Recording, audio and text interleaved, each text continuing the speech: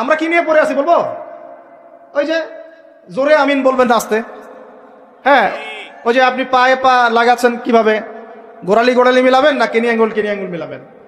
আপনি হচ্ছে একটা কি হাত উঠানো নামানো, হাত বাঁধা না বাঁধা। আমাদের এক ভাই বলেন, উনিও মুফতি মানুষ, উনিও মাশাআল্লাহ অনেক বড় মুফতি বাংলাদেশের। উনি বলেন যে ভাই আমার একটা জিনিস বুঝে আসে না, মানুষ তর্ক করতেছে আমিন জোরে বললাম না আস্তে বললো, তা আমি আমিন বলি নাই ভাই, আমি জোরেও বলি নাই আস্তেও বলি নাই। এখন কেউ আছে পৃথিবীতে, কেউ আছে জন্ম নিয়েছে যে আমাকে ফিকহের উসুল থেকে প্রমাণ করে দিবে যে আমার নামাজটা হয় নাই?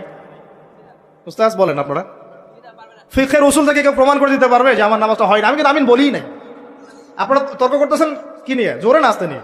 আমি বলিই নাই ভাই আমিন, আমার নামাজ কি বাতিল হয়ে যাবে?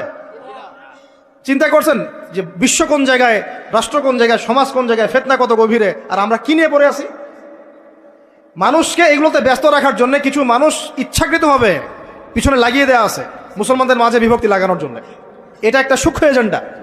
এখন আস্তে আস্তে অন্য মাসআলা, এখন কথা হবে 8 টাকা 20 টাকা নিয়ে। ঠিক আছে, রমজান আসছে, রমজানে যে লাআল্লাকুম তাত্তাকুন, জীবনের সব ক্ষেত্রে তাকওয়া অর্জন করো, ওই শিক্ষা তো আপনি আলোচনায় আনবেন না, কারণ আপনাকে ব্যস্ত রাখবে 8 টাকা 20 টাকা।